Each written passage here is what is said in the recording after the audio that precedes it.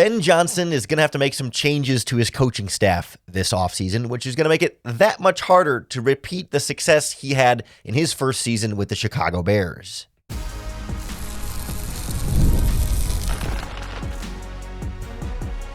You are Locked On Bears, your daily Chicago Bears podcast.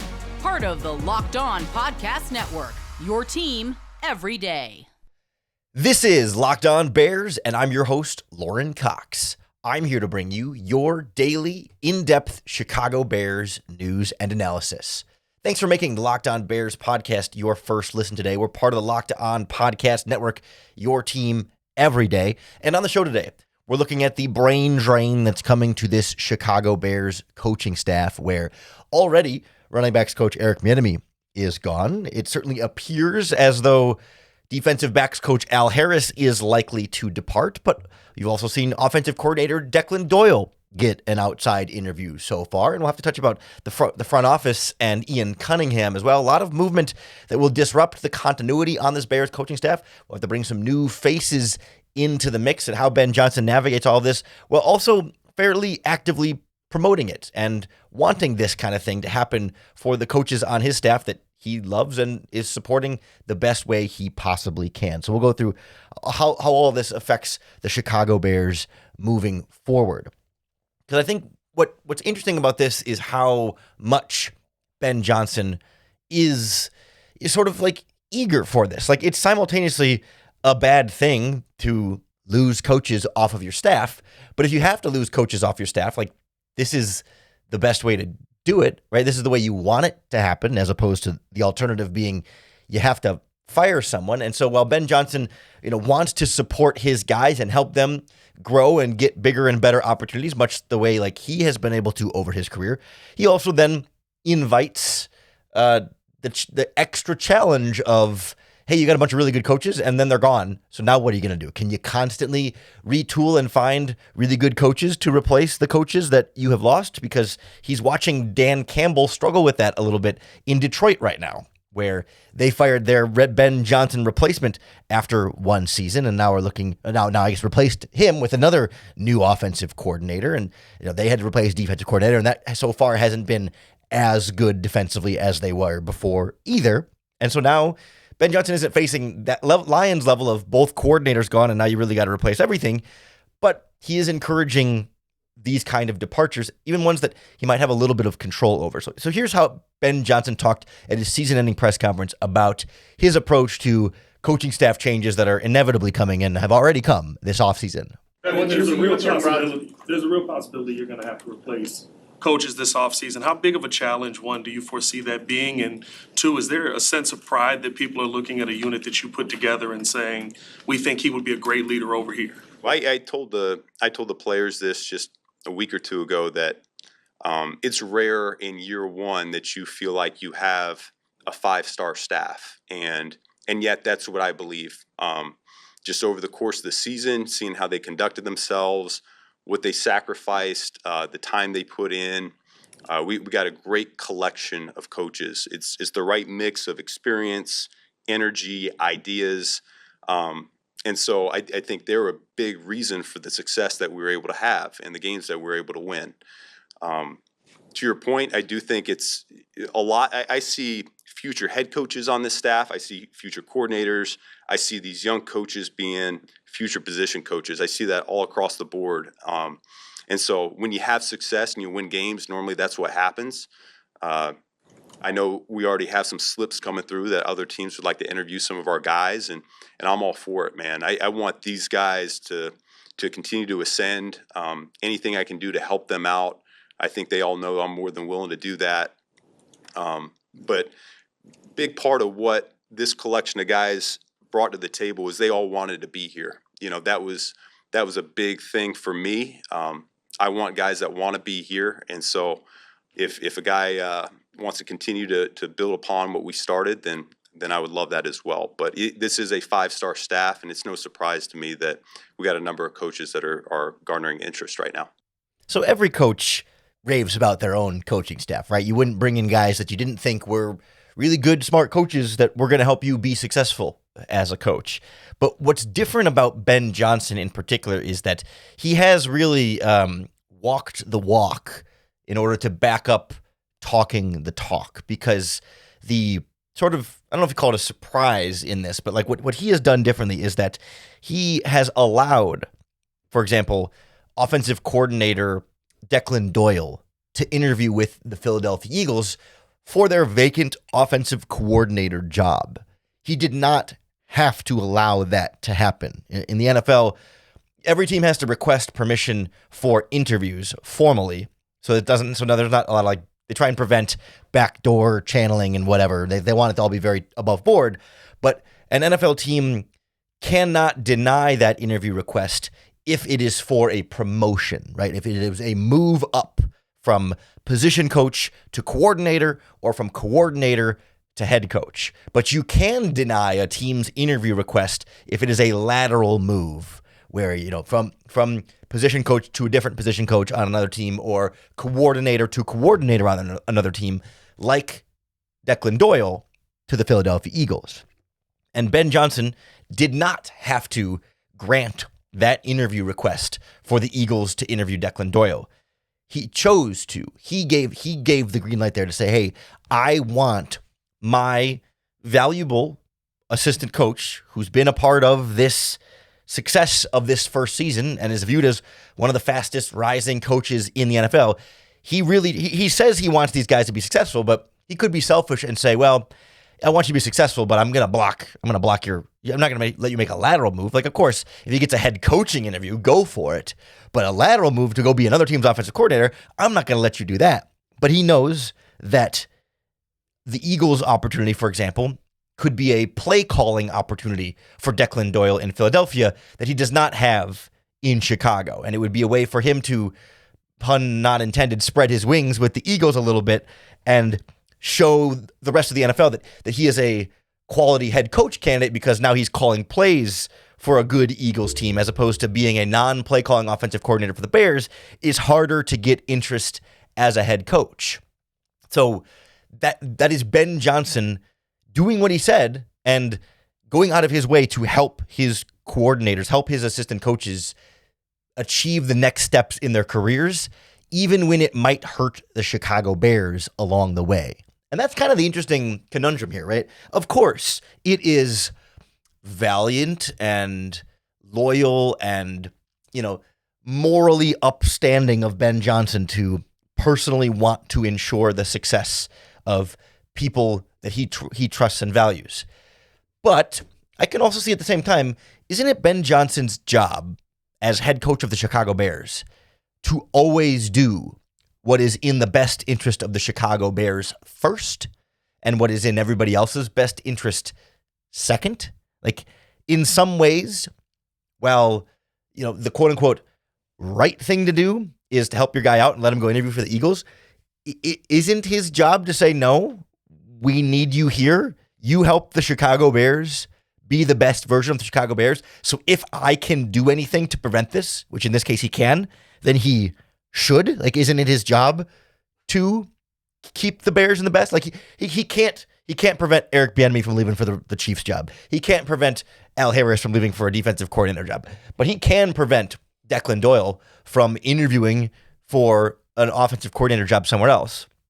And I totally get why he didn't prevent him. And I agree that, yes, he should let Declan Doyle, grow and prosper in his career. Like, that is the good thing to do. But it does feel like it is in contrast with his job, responsibilities and duties to make the Chicago Bears the best version possible. He's not letting Declan Doyle interview for that job because it's going to make the Chicago Bears better. It's because it's going to make Declan Doyle better for himself. And again, I don't disagree with Ben Johnson's decision. I just think it's interesting that we kind of overlooked that. Wait, is that in violation of what he's supposed to be doing for his job? Like, he's not going to get, in trouble for it or whatever, but it's an interesting thing that there is the human aspect of this, and then there's the literal job duties aspect of this. And there's a little bit of a conflict there, I think, in that regard. But certainly, Declan Doyle, that's the only interview he's gotten so far. We'll see if other slips come through as more coaches get hired and start to build out their coaching staffs. But in the meantime, it sure looks likely that defensive backs coach Al Harris is probably going to get one of these defensive coordinator jobs. So we'll look at what that means on that side of the ball and the new spot that's emerging as the front runner for him next on Locked On Bears. This episode of Locked On Bears is brought to you by PrizePicks. The big game is almost here, and there's no better way to stay locked into every moment than with PrizePicks, the daily fantasy app where it feels good to be right. With football season coming down to its final stretch, now is the perfect time to close it out strong. PrizePicks makes watching the game even more exciting by letting you build simple lineups around player projections. No drafts, no waiting, just football action all the way through the playoffs. You just pick 2 or more players and choose more or less on their individual stat projections. You can do that for football, for basketball, for soccer, tennis, hockey, boxing, baseball. When that comes back around, they have it all on PrizePicks, and it's super easy to make a lineup and mix and match from different teams that fit how you watch the game. So download the PrizePicks app today and use our promo code LOCKEDONNFL to get $50 in lineups after you play your first $5 lineup. That's code LOCKEDONNFL for $50 in lineups after your first $5 lineup. PrizePicks. It's good to be right. The Locked On Bears podcast is also brought to you by Robinhood. What if sports were traded like markets? Well, now you can put your sports IQ to work in real time with Robinhood prediction markets. It's not you against the house. It's you participating in a live market. You can buy or sell your positions live all game long and use your sports knowledge in the moments that matter. Robinhood's prediction markets change the game. It's people moving the action. So when momentum shifts, you can move with it. Because you've always known the game, but maybe you've never had that dynamic way to apply that knowledge. Well, now you can actually take part live in a market powered by people. So you're no longer just a spectator. Play by play, you decide. Trade every play with Robinhood. Now available across the U.S. Download the Robinhood app now to begin. Futures and cleared swaps trading involves significant risk and is not appropriate for everyone. Event contracts are offered by Robinhood Derivatives, LLC, a registered futures commission merchant and swap firm.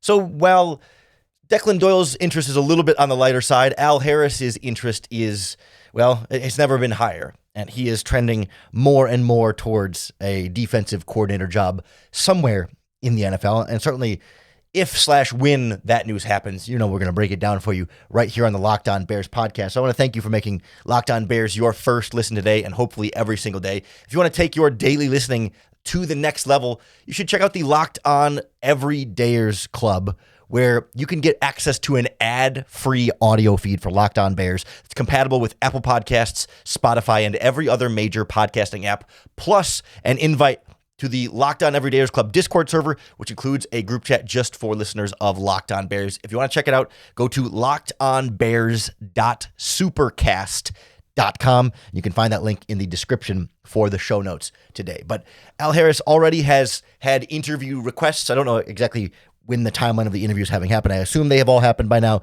with the Green Bay Packers, the Washington Commanders, and the Dallas Cowboys.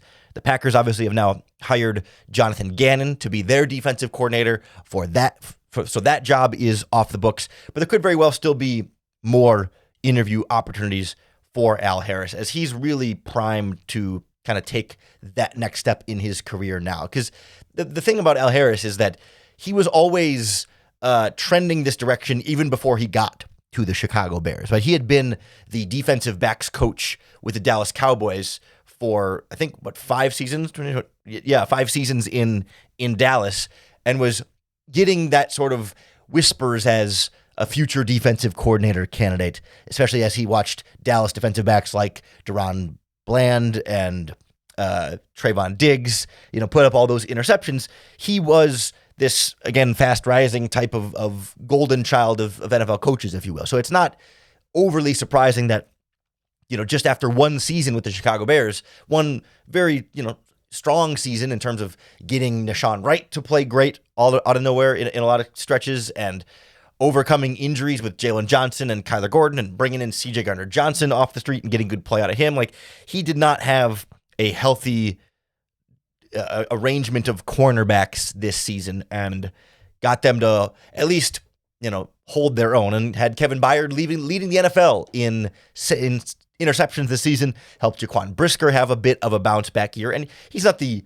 only person who deserves credit for it, but certainly deserves a lot of credit for it, and feels like a coach who's been doing this position coach thing long enough and well enough to have earned that full, defensive coordinator job. Whereas it feels like somebody like Declan Doyle might still be a little bit green and a little bit early in his career to make that play caller and then, head coach kind of jump. He felt a little early to make the offensive coordinator jump to the Chicago Bears. He had 2 years as a position coach with the Broncos and 3 years as an offensive assistant with the Saints. He'd been in the NFL for 5 seasons, barely a position coach for 2 years. He's not even 30 years old at this point. Whereas Al Harris has been in the NFL for, this will be his 14th. Well, I guess he spent 1 year out of the NFL in college in there. So I guess 13th season in the NFL. And he's been an assistant secondaries coach. He's been a cornerbacks coach. He's been a DBs coach. He's been an assistant head coach and now defensive passing game coordinator for the Chicago Bears. He has earned this opportunity. And if I could bet on where Al Harris is likely to end up as defensive coordinator, it sure would seem like the Pittsburgh Steelers would make a lot of sense with the hiring of Mike McCarthy that we can all laugh at, of course, because it's a funny hire, right? I mean, it's objectively a funny hire for the Pittsburgh Steelers to go out and bring in Mike McCarthy for his third head coaching stint. But you will recall Mike McCarthy was the head coach of the Green Bay Packers from 2006 to 2018 or whatever. Al Harris played for the Green Bay Packers for 4 of those seasons under Mike McCarthy as his head coach. So there's a very, very strong connection there. There was, people thought, well, the Packers made a lot of sense as a strong connection because, he was a Packers player, but didn't really have any real connection to, Matt LaFleur and the current Packers coaching staff, or at least not a deep connection. But between either Mike McCarthy in Pittsburgh or going back to Dallas, where he was on the coaching staff for a number of years, with Mike McCarthy on that Dallas coaching staff, or, also with Brian Schottenheimer on that Dallas coaching staff, it would seem pretty likely that Al Harris ends up as either the Cowboys or the Steelers defensive coordinator. The reason why I lean Steelers there is because the Cowboys fired Mike McCarthy the Cowboys fired Matt Eberflus. That is a Freudian slip there. The Cowboys fired Matt Eberflus as defensive coordinator very early in this coaching cycle. It was right after the season got done. Eberflus was out of there. And the Cowboys pretty quickly, were starting to look at candidates and interviewed a number of guys, including now Al Harris. And they haven't been very quick to pull the trigger there. And so it makes me wonder, why not? The Packers go out and hire Jonathan Gannon pretty quickly. There was a lot of speculation that they would go to try and get Jim Leonard from the Broncos, but before even waiting for all the candidates, they interviewed a couple guys, picked one. Sounds like John Harbaugh in New York, right? Interviewed a couple guys, picking Denard Wilson. These coaching staffs have been fairly decisive in, once the head coach is in place and the coordinator vacancy is open, trying to move fairly quickly on guys. And not to say that everyone is, because some teams are still looking for head coaches, like the Raiders and other teams that are waiting to interview other head coaching candidates. But the point being is the Cowboys interviewed Al Harris more than a week ago, right? It's been at least a little bit, I guess, from when the Bears lost to now. I mean, they interviewed Al Harris early in this process, as early as they could. Maybe it's been about a week now because Monday after the Bears lost. Nonetheless, they didn't move very quickly. Okay, we interviewed him. He's our guy. Let's hire. It would be a little bit surprising to me for them to interview all these guys, sit and wait for a while, maybe interview a couple more, and then come back and go, I guess we want you, Al Harris. You know what I mean? It just seems like some of these other candidates other coordinator positions have been filled a little bit more quickly. And that's why Pittsburgh feels more likely to me, because now Mike McCarthy is just getting going on formally interviewing guys. I'm sure he had a list already of guys he'd want to get, but point being, formally getting going on them. It's either that or, unless Al Harris is saying, well, hold on, I don't want to jump into the Cowboys job too quickly or any of these jobs too quickly. Let me see what other opportunities might become available to me, because the teams are waiting to see from the 2 teams going to the Super Bowl and the 2 teams that lost. Now they can interview any of them. I guess you can hire coaches from the losing teams. Now you can interview but not hire the 2 teams going to the Super Bowl from their coaching staff. So there's still a lot of coach movement to happen, and it could be on Al Harris's end saying, hey, I'm not just going to jump at the first defensive coordinator job that's available to me. So he could be telling Dallas, I'm interested, but hold on for a second. Let me see my options. I mean, there's just more than one way that this could be going in multiple directions and play out that way. So that's why you can't rule anything out, but boy, Pittsburgh still seems to make a lot of sense for where Al Harris would go.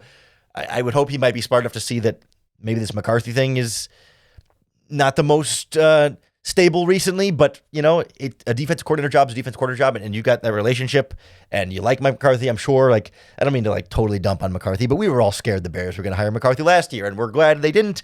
And a lot of people are laughing at Pittsburgh for it. So I certainly wish Al Harris the best of luck wherever he ends up. Can't rule out the possibility that none of those jobs quite appeal to him, and he does stay with the Bears, but I think that's not quite as likely. Whereas I think Declan Doyle almost certainly stays with the Chicago Bears for next season.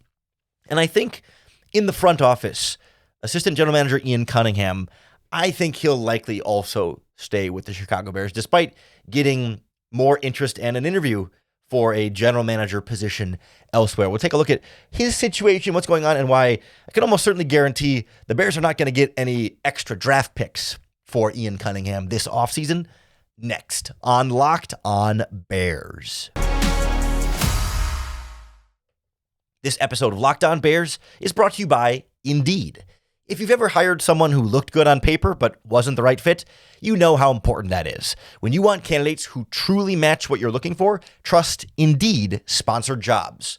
Hiring? Indeed is all you need. Stop struggling to get your job post seen on other sites, because Indeed's sponsored jobs puts your post at the top of the page to help you reach the right candidates faster.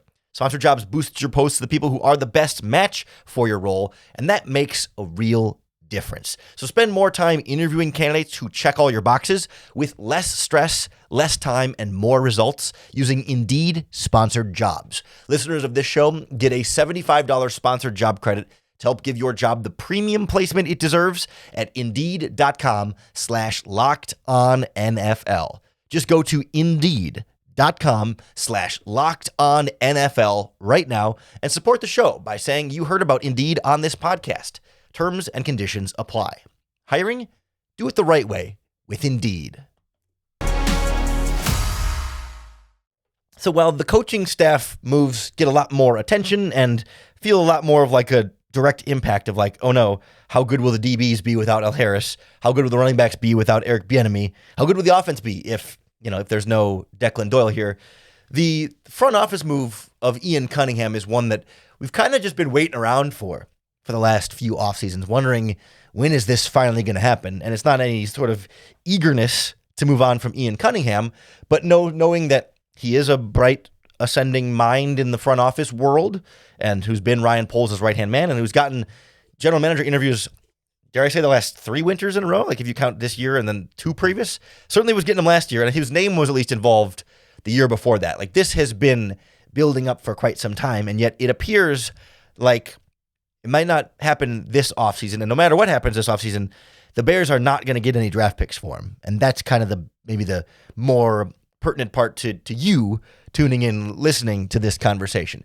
So a couple things to note here. One of the big factors is that this offseason, there were only 2 general managers that were fired. The Dolphins fired Chris Greer mid-season and replaced him with that guy from the Packers with the big forehead and that looks just like Jeff Hafley. I can't think of his name, but it's not important. Who cares, right? And then the Atlanta Falcons fired their general manager, Terry Fontenot. I'm never sure if I'm saying his last name correctly. Those were the only 2 general manager firings. Raiders kept their GM and fired the coach. The Cardinals kept their GM, fired the coach. Bills somehow kept their GM and fired the coach. Giants kept their GM and fired the coach. We see less general manager turnover than coaching turnover consistently throughout the NFL. So this was an offseason where, from the beginning, there were going to be limited opportunities for Ian Cunningham. I don't believe Ian Cunningham was interviewed by the Miami Dolphins. I never saw any reporting of that. I am not going to put stock in any Troy Aikman-related conspiracy theories there, where a lot of Bears fans think Troy Aikman doesn't like the Bears. Certainly they think he doesn't like Caleb Williams, and maybe by extension he doesn't like the Bears.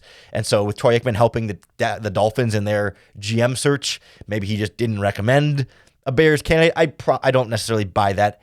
He really likes the Packers guys. John Eric Sullivan, I think, is the name of their general manager. It came to me while we were talking about it. Nonetheless, Cunningham not really even in the mix for the Dolphins. So all that leaves is Atlanta as his only opportunity to get a general manager job. And he got the interview and went and met with them. But the problem with the Falcons job is that it has been pretty thoroughly reported now that when the Falcons brought in Matt Ryan to be their, I don't even remember, president of football operations or whatever title they gave him, they put Matt Ryan on that decision-making tier of what other teams give their general manager. He's a different title, but he will function in the eyes of the NFL as the decision-maker equivalent of the general manager. Now, they are still looking to hire a person with the title general manager that will be below Matt Ryan, that will report to Matt Ryan. But under the league rules, whoever the Falcons hire will not be receiving a promotion to general manager because they will still be reporting to a football decision maker in Matt Ryan. It would be considered a lateral move for Ian Cunningham to leave the Chicago Bears, where he is officially assistant general manager, and go to the Atlanta Falcons, where he would technically become general manager. But because it is not a promotion, because Matt Ryan is president of football, Ian Cunningham would not be a promotion. It would be a lateral move for him, not in title, but in terms of responsibility. A lateral move would not trigger the rule that gives the Bears 2 third-round picks for having a minority candidate hired away from their staff. The Bears would not get picks, even if he took the general manager job in title with the Atlanta Falcons. It would not grant the Bears those extra draft picks that Bears fans have been hoping for. It's like, okay, if you're going to lose this guy for the front office, at least you're going to get some draft picks for him. You would not get those draft picks from the Atlanta Falcons. So there's no advantage for the Bears to lose Ian Cunningham this offseason. And I also think, is there really much advantage then for Ian Cunningham to leave the Bears this offseason? If the only job is the Falcons and you don't really get any more responsibilities there, why would you leave for the job then? Like, I could understand, like, you get a new title, you get to be called general manager, but you're not really the general manager. Matt Ryan makes the football decisions. Like, you are the assistant to Matt Ryan, and you will have your own assistant GM. Like, Ian Cunningham would be general manager, and he would hire an assistant to the general manager, but it's like, it feels like Dwight Schrute, like assistant to the regional manager. Like, he's not the general manager. He's managing generally. You know, like he's not the primary football decision maker for a team. So what's important to Ian Cunningham? Is it a title, or is it getting to run his own football team? And it would seem to me like getting to run your own football team is the whole thing you're striving for. I think any of us who have, dreamed of, you play franchise mode on Madden and you kind of get to be the general manager of a team, right? Imagine you're playing franchise mode, but you don't get to hire any of the free agents or make any of the draft picks. You get to consult. And it's like, no, that's not the job you want. Like, that's an assistant. That's the job he has right now, just with a different title. Like, maybe he would get paid more in that role and get a fancier title, but it's meaningless in terms of, like, power. And that's what this game is all about in the NFL. You want to be the guy who's sitting in the owner's box with the owner, who gets all the power and gets to keep his job, like Brandon Beane. Like, that's the real power right there. And so I just feel like if Ian Cunningham took the Falcons job to be their quote-unquote general manager, wouldn't from there he be looking in the future for other general manager jobs that would be a step up? Like, sure, you could go to the Falcons for a year or two, but the next GM job that opens, is he going to interview to go be the real general manager of the Cardinals or the Giants or the whatever team fires their GM in the future? Like, it just doesn't seem to make sense for anybody involved. I understand why he would interview for the position. It's good experience. He can kind of find out, well, what are they offering? And maybe could they be actually making this a way that it would be worth it to me? Like, it's worth going through the process and getting the experience. I don't expect him to take the job, and it wouldn't make a difference for the Bears in draft picks if he did either way. So I expect him to be back, and I expect next offseason he'll interview again for GM jobs, and one of these years he might actually get one. But no matter who comes and goes for the Bears front office or coaching staff, you can be sure We'll keep you up to date on all the latest moves right here on the Locked On Bears podcast. So make sure you hit the subscribe button on YouTube or wherever you listen to podcasts, because that's going to be the best way to keep up with all of our daily, in-depth Chicago Bears news and analysis. Thanks for making Locked On Bears your first listen today. We're part of the Locked On Podcast Network, your team every day. Don't forget, you can take your everyday listening to the next level by joining that Everydayers Club for an ad-free audio feed of Locked On Bears on any of your favorite podcasting apps. It's lockedonbears.supercast.com. If you want to check it out, you can find that link in the show notes. Otherwise, keep listening the same way you always have. We're always going to be free and available on all platforms to make sure that every day that you listen in, you're going to leave with another opportunity to bear down.